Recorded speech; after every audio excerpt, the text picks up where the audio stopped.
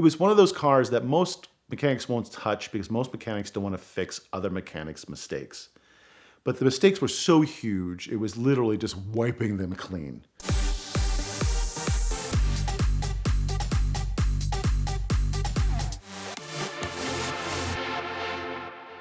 I like to work on a lot of weird, unusual things at my shop because it entertains me.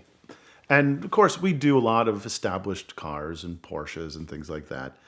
But it's when the strange things come in that really get my imagination going. And I love when clients call me up and they're like, how about you work on this?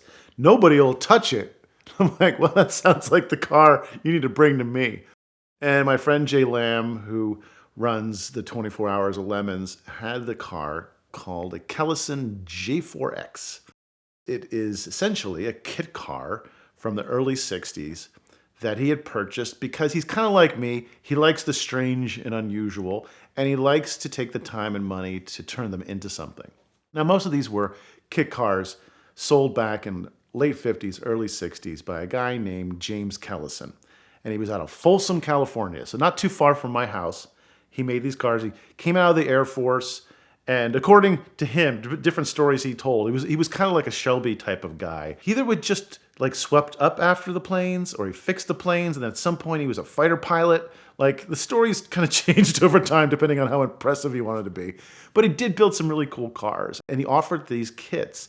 The body is kind of a slopey European looking thing that was getting into fashion. And you could put it on a bunch of different chassis, which is what kit cars were back in the day. And I don't mind working on a kit car if it's something kind of cool, which the Kellison was, because this was the J4X. The J4 was the real first effort at a sports car. Like, this was really nice. The X was the experimental. They only built, we think, 6 with his own chassis that he had built, instead of putting, people used to do is take the bodies, put them on Corvettes, or you could put them on Austin Healey's and make a new look. And people did it with the Corvette because the Corvette was, at that time, was just a sports car. And if you wanted to look like something exotic, or you wanted more aerodynamics than the brick of a Corvette at the time had, you put on this body. Jay gets a hold of it. It's not quite done. It's kind of backyard finished. And I find out later, the person he bought it from is from Colfax, California, which is literally like a half an hour from me. It was in this guy's backyard. He came over and saw it after we were finished and was just like amazed, because he had found the body and the chassis in this guy's backyard, put them together, assembled it, started getting the car together. Jay bought it from him, had it painted, had a couple of shops work on it. And I mean, work on it. Oh, man. He said, it doesn't run right, and there's a few things wrong with it. There's a lot wrong with it. It was terrifying. Jay wanted to make the nicest Kellison ever, which is not a really terribly high bar. We brought it into the shop. It had already been painted, a beautiful baby blue. It already had an interior in it, but Jay was like, here's what I want. Can you do all this? And of course, we're like, absolutely. We redid the interior to make it look more European. He wanted it to look like a European sports car. And one of the steps was, and to some people's chagrin, big gumball, white gumballs on the side for numbers, but no numbers, just the gumballs, which I think made it look pretty cool. But as we dug into it, we touched every part of this car over almost a little over a year, I think. It was horrible. The Kellison chassis had been cut a couple of times to fit later pieces. They had a Corvette front end on it as far as the steering and everything, and they ripped all that off and they put a Mustang 2 front end on it, which is a typical kit car conversion thing because it's pretty easy to do, except they put it on, we found out, the car doesn't steer straight. Wonder why. They put the whole kit car front end thing on about 3/8 of an inch farther on the right than on the left. It was one of those cars that most mechanics won't touch because most mechanics don't want to fix other mechanics' mistakes. But the mistakes were so huge, it was literally just wiping them clean. We took out the entire wiring loom because they had put all the wiring in the engine bay where it was heating up right next to the exhaust. We moved it inside and built a fuse box and put it in there and made perfect wiring.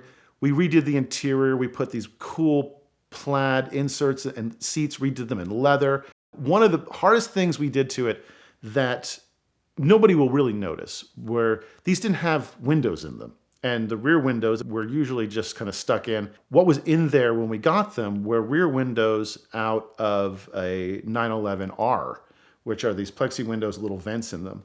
And they hadn't cut out the vents. They just glued them in. And we took those out. I made custom rear windows for it, but we made trim basically that runs like a rain gutter trim to go down around the rear windows. We went through 8 sticks of aluminum before we got it bent perfectly because it had to attach to the horrible fiberglass body without it falling apart. And every part of this body is a different thickness than the other. So literally weeks worth of work to get this trim work. But when it was done, it looked absolutely delightful. We went into the engine, we tore that down pretty far. Nice V8. We dressed it. It had a bunch of Jegs chrome stuff all over it. Like somebody had gone into the Jegs or Summit catalog and bought hot rod parts for it, which didn't look, period. And our concept was to make it look like a Chevy V8 was built in 1961 or 62 or 63. We got some beautiful, like brushed old cast aluminum parts for it. We got all the chrome out of there. The carburetor that was in it, I sent to my carburetor guy. He calls me up. He goes, you know, this is 3 different carburetors. Oh, really? He's like, I'm just going to build you a whole new carburetor, period. And tinted the right color and everything. Cut a new intake for it, did everything. An aluminum radiator because it was overheating like crazy. If you look at the front of it, it's got a kind of a Jag front end, tiny nose on it that's tilted down. So all it is hoovering up hot air. So we had to get an aluminum radiator, made a new radiator for it. Jay wanted exhaust pipes to be white, which was a very 60s thing, which we found out is very difficult to get ceramic coating in white. Most people won't do it. We had found a place in Texas that did it for us and made the pipes, and that looked great against the blue body. And we just kept over a year. I'd send pictures to Jay, and Jay's like, that looks really good, but we do this. And I loved what he did. He's like, how about we find no rear view mirrors on it? So we had to find the right looking rear view mirror for it that looked period and looked correct. One of the things I was most proud of is there was no badging really on the engine or inside. We designed and then had cut out badging for the engine valve covers, custom Kellison ones, and one for the center of the steering wheel. It brought the whole thing together. It made it look like a made car. The driving experience was unpleasant, for me at least, at 6'3", and kind of laying down in it. And it's just these tiny little buckets and a belt, and Jay's not as tall as I am, so he fit better in the car. But it was fun. It was like driving an old Corvette, an old hot rod or something like that. And you got all the noise and the rumbles and things like that. But again, no windows in the doors. We weren't going to do that. So it's a dry weather car. And Jay had some aspirations for it. Like after we kept adding and fixing, finally came to a point where it was done. He's like, we need a goal. I'm like, all right. He goes, I want to do the New England 1000 in it. I'm like, well, that is ambitious. Like, especially for your spine. Because there's very little suspension in this car. Like usually suspension, a live axle has like room to move up and underneath a car like this, right? Well, they had put the axle on top of the frame like that to keep the car lower. And there was no room for it to move around. So it had maybe 2 inches of travel in the rear, and the front was just awful as well. So I'm like, you understand what you're getting into. Like no padded seats really. And we had lined the entire cabin with soundproofing and heat proofing, so it was actually relatively bearable. And we got the windshield wipers to work, which were a nightmare, because they were just stuck in fiberglass and kind of an afterthought. I don't think Kellison ever expected any of this stuff to work. And a lot of people actually put these bodies on drag race cars, so they never had to be proper functional automobiles. And again, we took it to the ends to make this thing work. We finished it a few weeks before. He takes it to the New England 1000. I'm at home praying, right?